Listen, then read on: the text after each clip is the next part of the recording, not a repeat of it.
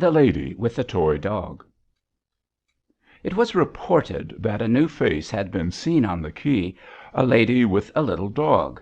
Dmitri Dmitrovitch Gomov, who had been a fortnight at Talta and had got used to it, had begun to show an interest in new faces. As he sat in the pavilion at Vernè's, he saw a young lady, blonde and fairly tall, and wearing a broad brimmed hat, pass along the quay.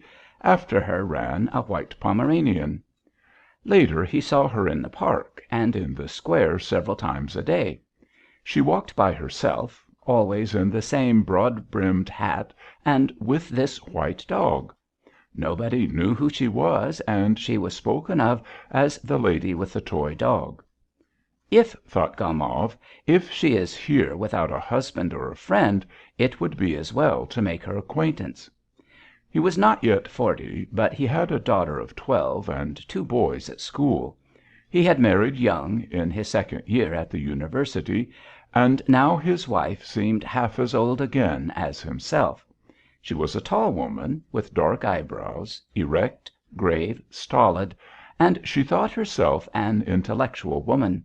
She read a great deal, called her husband not Dmitri, but Damitri, and in his private mind he thought her short-witted, narrow-minded, and ungracious. He was afraid of her, and disliked being at home. He had begun to betray her with other women long ago, betrayed her frequently, and probably for that reason nearly always spoke ill of women, and when they were discussed in his presence he would maintain that they were an inferior race. It seemed to him that his experience was bitter enough to give him the right to call them any name he liked, but he could not live a couple of days without the inferior race. With men he was bored and ill at ease, cold and unable to talk, but when he was with women he felt easy and knew what to talk about and how to behave, and even when he was silent with them he felt quite comfortable. In his appearance, as in his character, indeed in his whole nature, there was something attractive, indefinable, which drew women to him and charmed them. He knew it, and he too was drawn by some mysterious power to them. His frequent and indeed bitter experiences had taught him long ago that every affair of that kind, at first a divine diversion, a delicious smooth adventure, is in the end a source of worry for a decent man, especially for men like those at Moscow, who are slow to move, irresolute, domesticated, for it becomes at last an acute and extraordinary complicated problem and a nuisance. But whenever he met and was interested in a new woman, then his experience would slip away from his memory and he would long to live, and everything would seem so simple and amusing. And so it happened that one evening he dined in the gardens, and the lady in the broad-brimmed hat came up at a leisurely pace and sat at the next table. Her expression, her gait, her dress, her coiffure told him that she belonged to society, that she was married, that she was paying her first visit to Talta, that she was alone, and that she was bored. There is a great deal of untruth in the gossip about the immorality of the place. He scorned such tales, knowing that they were for the most part concocted by people who would be only too ready to sin if they had the chance. But when the lady sat down at the next table, only a yard or two away from him, his thoughts were filled with tales of easy conquests, of trips to the mountains, and he was suddenly possessed by the alluring idea of a quick, transitory liaison, a moment's affair with an unknown woman whom he knew not even by name. He beckoned to the little dog, and when it came to him, wagged his finger at it. The dog began to growl. Gomov again wagged his finger. The lady glanced at him and at once cast her eyes down. "He won't bite," she said, and blushed. "May I give him a bone?" And when she nodded emphatically, he asked affably: "Have you been in Talta long?" "About 5 days." "And I am just dragging through my second week." They were silent for a while. "Time goes quickly," she said, "and it is amazingly boring here." It is the usual thing to say that it is boring here. People live quite happily in dull places like Bielov or Zhidra, but as soon as they come here they say, "How boring it is, the very dregs of dullness." One would think they came from Spain. She smiled, then both went on eating in silence, as though they did not know each other. But after dinner they went off together, and then began an easy, playful conversation, as though they were perfectly happy, and it was all one to them where they went or what they talked of. They walked and talked of how the sea was strangely luminous, the water lilac so soft and warm, and athwart it the moon cast a golden streak. They said how stifling it was after the hot day. Gomov told her how he came from Moscow and was a philologist by education, but in a bank by profession, and how he had once wanted to sing in opera, but gave it up, and how he had 2 houses in Moscow. And from her he learned that she came from Petersburg, was born there, but married at S., where she had been living for the last 2 years, that she would stay another month at Talta, and perhaps her husband would come for her, because he, too, needed a rest. She could not tell him what her husband was, provincial administration or Zemstvo council, and she seemed to think it funny. And Gomov found out that her name was Anna Sergueyevna. In his room at night he thought of her and how they would meet next day. They must do so. As he was going to sleep, it struck him that she could only lately have left school, and had been at her lessons even as his daughter was then. He remembered how bashful and gauche she was when she laughed and talked with a stranger.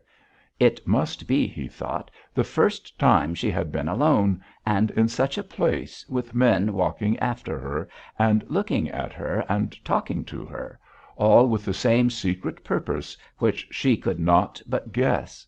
He thought of her slender white neck and her pretty grey eyes. There is something touching about her, he thought, as he began to fall asleep. II. A week passed. It was a blazing day. Indoors it was stifling, and in the streets the dust whirled along. All day long he was plagued with thirst, and he came into the pavilion every few minutes and offered Anna Sergueyevna an iced drink or an ice. It was impossibly hot. In the evening, when the air was fresher, they walked to the jetty to see the steamer come in. There was quite a crowd all gathered to meet somebody, for they carried bouquets, and among them were clearly marked the peculiarities of Talta. The elderly ladies were youngly dressed, and there were many generals. The sea was rough and the steamer was late, and before it turned into the jetty it had to do a great deal of manoeuvring. Anna Sergueyevna looked through her lorgnette at the steamer and the passengers as though she were looking for friends, and when she turned to Gomov her eyes shone. She talked much, and her questions were abrupt, and she forgot what she had said, and then she lost her lorgnette in the crowd. The well-dressed people went away, the wind dropped, and Gomov and Anna Sergueyevna stood as though they were waiting for somebody to come from the steamer. Anna Sergueyevna was silent. She smelled her flowers and did not look at Gomov. "The weather has got pleasanter toward evening," he said. "Where shall we go now? Shall we take a carriage?" She did not answer. He fixed his eyes on her and suddenly embraced her and kissed her lips, and he was kindled with the perfume and the moisture of the flowers. At once he started and looked round. Had not some one seen? "Let us go to your..." he murmured, and they walked quickly away. Her room was stifling, and smelled of scents which she had bought at the Japanese shop. Gomov looked at her and thought: what strange chances there are in life! From the past there came the memory of earlier good-natured women, gay in their love, grateful to him for their happiness, short though it might be; and of others, like his wife, who loved without sincerity and talked overmuch and affectedly. hysterically, as though they were protesting that it was not love nor passion, but something more important.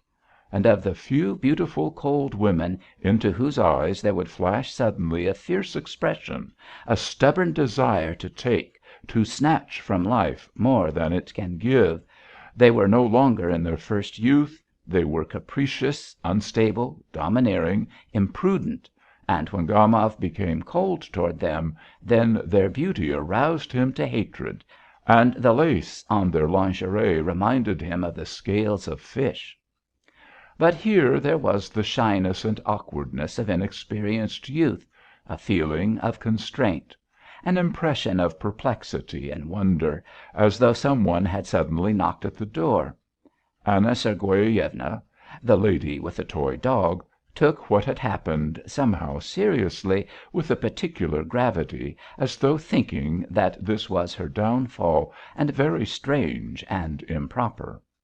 Her features seemed to sink and wither, and on either side of her face her long hair hung mournfully down. She sat crestfallen and musing, exactly like a woman taken in sin in some old picture. "It is not right," she said. "You are the first to lose respect for me." There was a melon on the table. Gomov cut a slice and began to eat it slowly. At least half an hour passed in silence. Anna Sergueyevna was very touching. She irradiated the purity of a simple, devout, inexperienced woman. The solitary candle on the table hardly lighted her face, but it showed her very wretched. "Why should I cease to respect you?" asked Gomov. "You don't know what you are saying." "God forgive me!" she said, and her eyes filled with tears. "It is horrible." "You seem to want to justify yourself." "But how can I justify myself? I am a wicked, low woman, and I despise myself. I have no thought of justifying myself. It is not my husband that I have deceived, but myself, and not only now, but for a long time past. My husband may be a good, honest man, but he is a lackey. I do not know what work he does, but I do know that he is a lackey in his soul. I was 20 when I married him. I was overcome by curiosity. I longed for something. Surely, I said to myself, there is another kind of life. I longed to live and to live. Curiosity burned me up. You do not understand it, but I swear by God I could no longer control myself. Something strange was going on in me. I could not hold myself in. I told my husband that I was ill and came here. And here I have been walking about dizzily, like a lunatic. And now I have become a low, filthy woman whom everybody may despise." Gomov was already bored. Her simple words irritated him with their unexpected and inappropriate repentance. But for the tears in her eyes he might have thought her to be joking or playing a part. "I do not understand," he said quietly. "What do you want?" She hid her face in his bosom and pressed close to him. "Believe me, I implore you," she said. "I love a pure, honest life, and sin is revolting to me. I don't know myself what I am doing. Simple people say the devil entrapped me, and I can say of myself, the evil one tempted me." Don't," he murmured.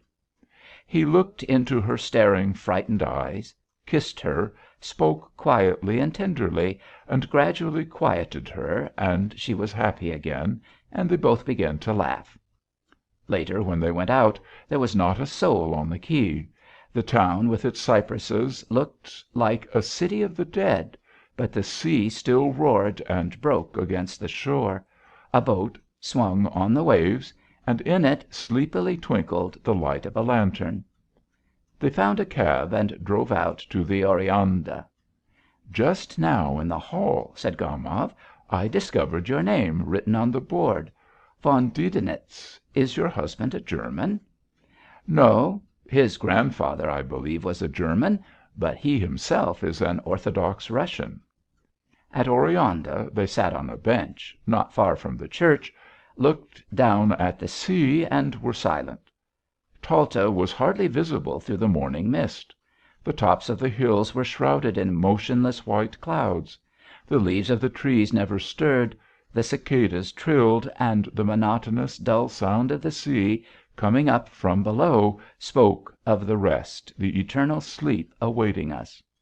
So the sea roared when there was neither Talta nor Oreanda, and so it roars and will roar, dully, indifferently, when we shall be no more. And in this continual indifference to the life and death of each of us lives pent up the pledge of our eternal salvation, of the uninterrupted movement of life on earth and its unceasing perfection. Sitting side by side with a young woman, who in the dawn seemed so beautiful, Gomov, appeased and enchanted by the sight of the fairy scene, the sea, the mountains, the clouds, the wide sky, thought how at bottom, if it were thoroughly explored, everything on earth was beautiful, everything except what we ourselves think and do when we forget the higher purposes of life and our own human dignity. A man came up, a coast guard, gave a look at them, then went away. He, too, seemed mysterious and enchanted. A steamer came over from Feodosia, by the light of the morning star, its own lights already put out. "There is dew on the grass," said Anna Sergueyevna after a moment. "Yes, it is time to go home." They returned to the town. Then every afternoon they met on the quay, and lunched together, dined, walked, enjoyed the sea. She complained that she slept badly, that her heart beat alarmingly. She would ask the same question over and over again, and was troubled now by jealousy, now by fear that he did not sufficiently respect her. And often in the square or the gardens, when there was no one near, he would draw her close and kiss her passionately. Their complete idleness, these kisses in the full daylight, given timidly and fearfully lest any one should see, the heat, the smell of the sea, and the continual brilliant parade of leisured, well-dressed, well-fed people, almost regenerated him. He would tell Anna Sergueyevna how delightful she was, how tempting. He was impatiently passionate, never left her side, and she would often brood and even ask him to confess that he did not respect her, did not love her at all, and only saw in her a loose woman. Almost every evening, rather late, they would drive out of the town to Oreanda or to the waterfall, and these drives were always delightful, and the impressions won during them were always beautiful and sublime. They expected her husband to come, but he sent a letter in which he said that his eyes were bad and implored his wife to come home. Anna Sergueyevna began to worry. "It is a good thing I am going away," she would say to Gomov. "It is fate." She went in a carriage and he accompanied her. They drove for a whole day. When she took her seat in the car of an express train, and when the second bell sounded, she said: "Let me have another look at you, just one more look, just as you are." She did not cry, but was sad and low-spirited, and her lips trembled. "I will think of you often," she said. "Good bye, good bye. Don't think ill of me. We part for ever. We must, because we ought not to have met at all. Now, good bye." The train moved off rapidly.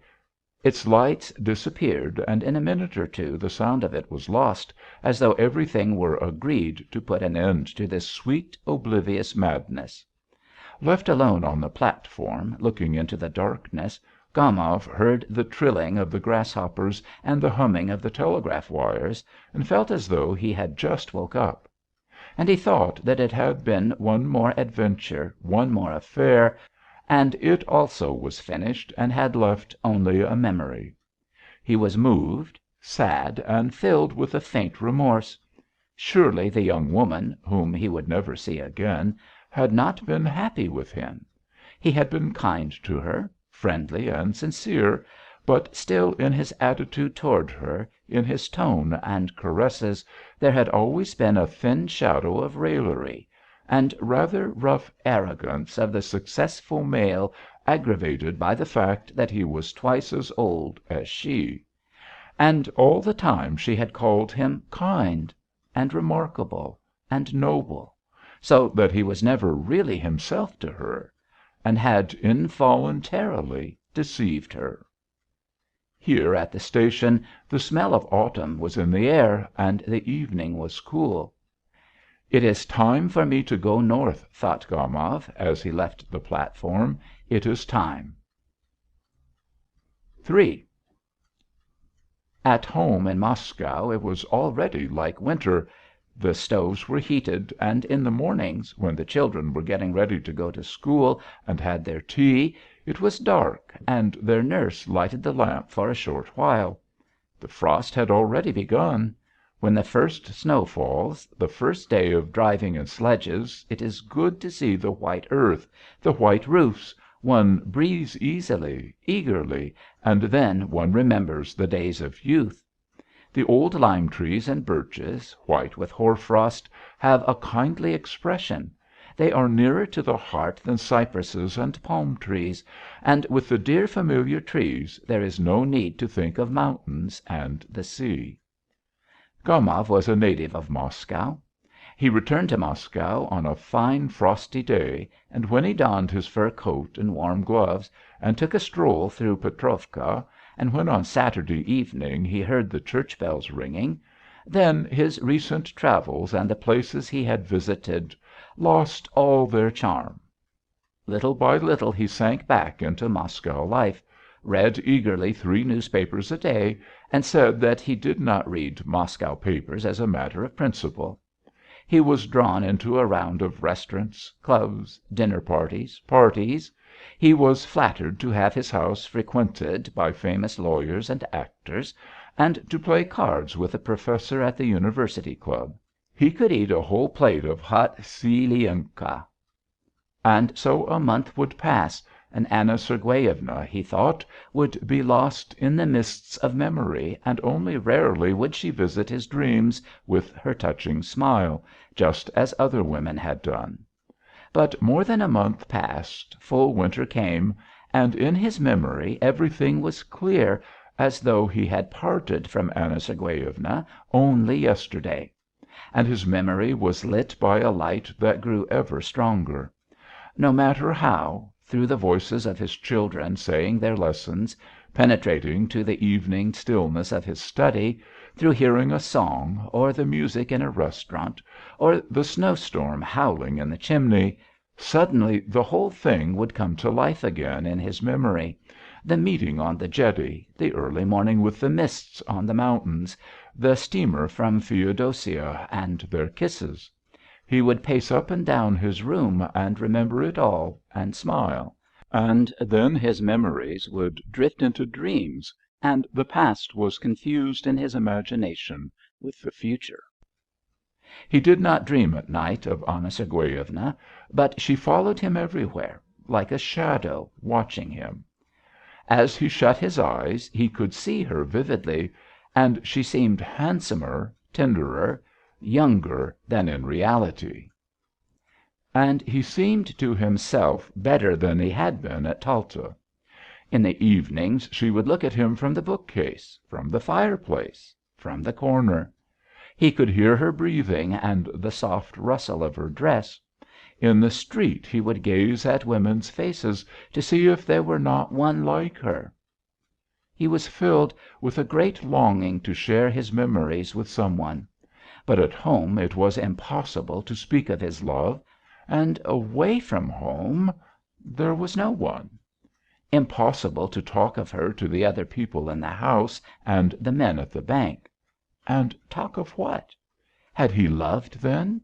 Was there anything fine, romantic, or elevating, or even interesting in his relations with Anna Sergueyevna?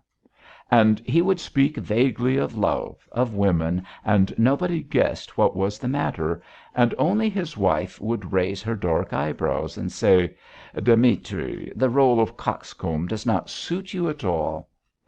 One night as he was coming out of the club with his partner, an official, he could not help saying: "If only I could tell what a fascinating woman I met at Talta." The official seated himself in his sledge and drove off, but suddenly called: "Dmitri Dmitritch!" "Yes?" "You were right. The sturgeon was tainted." These banal words suddenly roused Gomov's indignation. They seemed to him degrading and impure. What barbarous customs and people! What preposterous nights, what dull, empty days! Furious card playing, gourmandizing, drinking, endless conversations about the same things, futile activities and conversations, taking up the best part of the day and all the best of a man's forces, leaving only a stunted, wingless life, just rubbish. And to go away and escape was impossible. One might as well be in a lunatic asylum or in prison with hard labour. Gomov did not sleep that night, but lay burning with indignation, and then all next day he had a headache. And the following night he slept badly, sitting up in bed and thinking, or pacing from corner to corner of his room. His children bored him, the bank bored him, and he had no desire to go out or to speak to any one. In December, when the holidays came, he prepared to go on a journey and told his wife he was going to Petersburg to present a petition for a young friend of his, and went to S. Why? He did not know. He wanted to see Anna Sergueyevna, to talk to her, and if possible to arrange an assignation. He arrived at S in the morning and occupied the best room in the hotel, where the whole floor was covered with a grey canvas, and on the table there stood an inkstand, grey with dust, adorned with a horseman on a headless horse, holding a net in his raised hand. The porter gave him the necessary information: Von Didenitz, Old Goucharno Street, his own house, not far from the hotel. Lives well, has his own horses, every one knows him. Gomov walked slowly to Old Goucharno Street and found the house. In front of it was a long grey fence spiked with nails. "No getting over a fence like that," thought Gomov, glancing from the windows to the fence. He thought: "To day is a holiday and her husband is probably at home. Besides, it would be tactless to call and upset her. If he sent a note, then it might fall into her husband's hands and spoil everything. It would be better to wait for an opportunity." And he kept on walking up and down the street and round the fence, waiting for his opportunity. He saw a beggar go in at the gate and the dogs attack him. He heard a piano and the sounds came faintly to his ears. It must be Anna Sergueyevna playing. The door suddenly opened and out of it came an old woman, and after her ran the familiar white Pomeranian. Gomov wanted to call the dog, but his heart suddenly began to thump, and in his agitation he could not remember the dog's name. He walked on, and more he hated the grey fence, and thought with a gust of irritation that Anna Sergueyevna had already forgotten him, and was perhaps already amusing herself with some one else, as would be only natural in a young woman forced from morning to night to behold the accursed fence. He returned to his room and sat for a long time on the sofa, not knowing what to do. Then he dined and afterwards slept for a long while. "How idiotic and tiresome it all is," he thought, as he awoke and saw the dark windows, for it was evening. "I've had sleep enough, and what shall I do to night?" He sat on his bed, which was covered with a cheap grey blanket exactly like those used in a hospital, and tormented himself. So much for the lady with the toy dog. So much for the great adventure. Here you sit. However, in the morning, at the station, his eyes had been caught by a poster with large letters: First performance of the Geisha.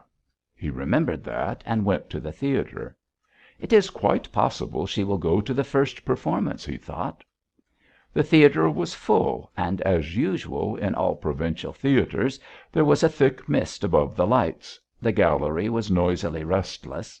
In the first row before the opening of the performance stood the local dandies, with their hands behind their backs, and there in the governor's box, in front, sat the governor's daughter, and the governor himself sat modestly behind the curtain, and only his hands were visible. The curtain quivered. The orchestra tuned up for a long time, and while the audience were coming in and taking their places, Gomov gazed eagerly round. At last Anna Sergueyevna came in. She took her seat in the third row, and when Gomov glanced at her his heart ached, and he knew that for him there was no one in the whole world nearer, dearer, and more important than she. She was lost in this provincial rabble, the little undistinguished woman with a common lorgnette in her hands, yet she filled his whole life. She was his grief, his joy, his only happiness, and he longed for her. And through the noise of the bad orchestra, with its tenth-rate fiddles, he thought how dear she was to him. He thought and dreamed. With Anna Sergueyevna there came in a young man with short side whiskers, very tall, stooping. With every movement he shook and bowed continually. Probably he was the husband whom in a bitter mood at Talta she had called a lackey. And indeed, in his long figure, his side whiskers, the little bald patch on the top of his head, there was something of the lackey. He had a modest, sugary smile, and in his buttonhole he wore a university badge exactly like a lackey's number. In the first entr'acte the husband went out to smoke, and she was left alone. Gomov, who was also in the pit, came up to her and said, in a trembling voice, with a forced smile: "How do you do?" She looked up at him and went pale. Then she glanced at him again in terror, not believing her eyes, clasped her fan and lorgnette tightly together, apparently struggling to keep herself from fainting. Both were silent. She sat, he stood. Frightened by her emotion, not daring to sit down beside her. The fiddles and flutes began to play, and suddenly it seemed to them as though all the people in the boxes were looking at them. She got up and walked quickly to the exit. He followed, and both walked absently along the corridors, down the stairs, up the stairs, with the crowd shifting and shimmering before their eyes. All kinds of uniforms, judges, teachers, Crown estates, and all with badges. Ladies shone and shimmered before them, like fur coats on moving rows of clothes pegs, and there was a draught howling through the place laden with the smell of tobacco and cigar ends. And Gomov, whose heart was thudding wildly, thought: "O Lord, why all these men and that beastly orchestra?" At that very moment he remembered how, when he had seen Anna Sergueyevna off that evening at the station, he had said to himself that everything was over between them, and they would never meet again. And now how far off they were from the end! On a narrow dark staircase over which was written, "This way to the amphitheatre," she stopped. "How you frightened me!" she said, breathing heavily, still pale and apparently stupefied. "Oh, how you frightened me! I am nearly dead. Why did you come? Why?" "Understand me, Anna," he whispered quickly. "I implore you to understand." She looked at him fearfully, in entreaty, with love in her eyes, gazing fixedly to gather up in her memory every one of his features. "I suffer so," she went on, not listening to him. "All the time I thought only of you. I lived with thoughts of you. I wanted to forget, to forget. But why did you come?" A little above them on the landing, two schoolboys stood and smoked and looked down at them, but Gomov did not care. He drew her to him and began to kiss her cheeks, her hands. "What are you doing? What are you doing?" she said in terror, thrusting him away. "We were both mad. Go away to night. You must go away at once. I implore you by everything you hold sacred, I implore you. The people are coming."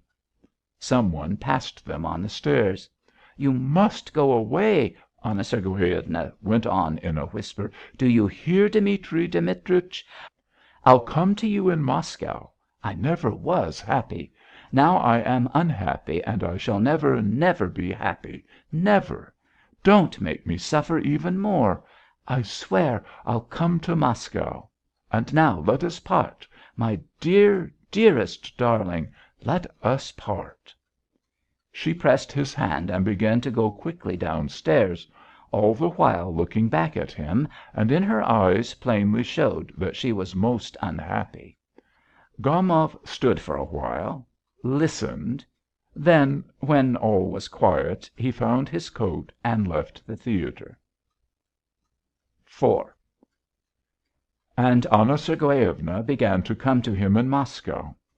Once every 2 or 3 months she would leave F., telling her husband that she was going to consult a specialist in women's diseases.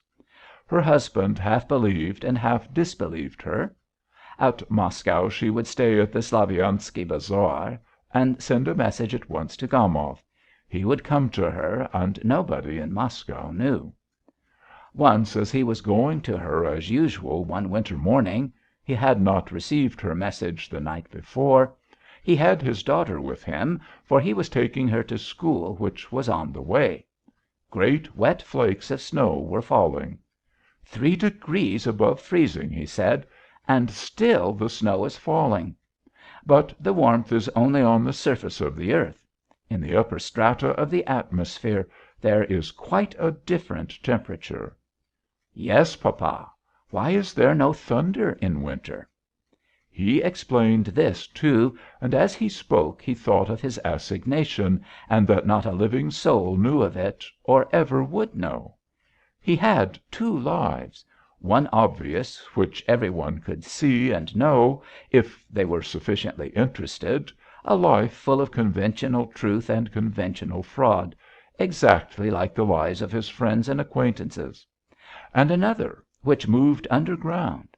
And by a strange conspiracy of circumstances, everything that was to him important, interesting, vital, everything that enabled him to be sincere and denied self-deception and was the very core of his being, must dwell hidden away from others, and everything that made him false, a mere shape in which he hid himself in order to conceal the truth, as, for instance, his work in the bank, arguments at the club, his favorite jibe about women, going to parties with his wife, all this was open.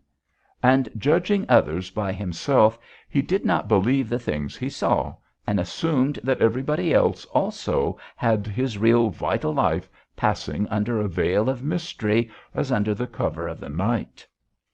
Every man's intimate existence is kept mysterious, and perhaps in part because of that, civilized people are so nervously anxious that a personal secret should be respected. When he left his daughter at school, Gomov went to the Slaviansky Bazaar. He took off his fur coat downstairs, went up and knocked quietly at the door. Anna Sergueyevna, wearing his favorite grey dress, tired by the journey, had been expecting him to come all night. She was pale and looked at him without a smile, and flung herself on his breast as soon as he entered. Their kiss was long and lingering, as though they had not seen each other for a couple of years. "Well, how are you getting on down there?" he asked. "What is your news?" "Wait, I'll tell you presently. I cannot." She could not speak, for she was weeping. She turned her face from him and dried her eyes. "Well, let her cry a bit. I'll wait," he thought, and sat down.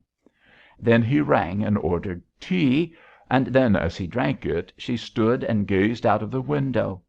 She was weeping, in distress, in the bitter knowledge that their life had fallen out so sadly, only seeing each other in secret, hiding themselves away like thieves.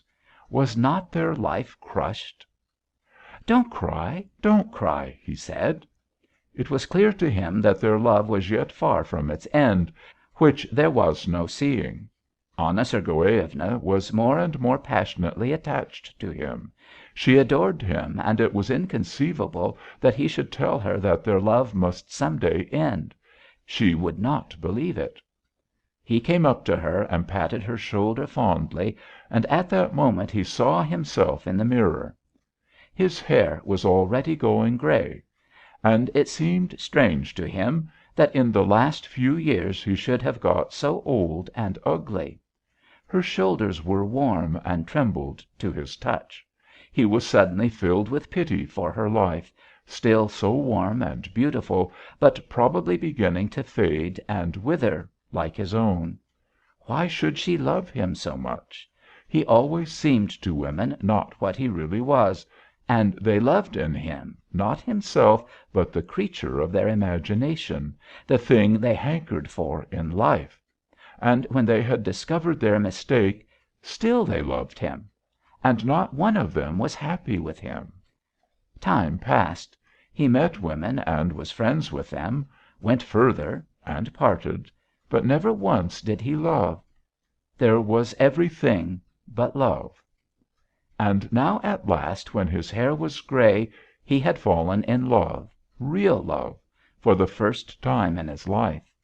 Anna Sergueyevna and he loved one another, like dear kindred, like husband and wife, like devoted friends.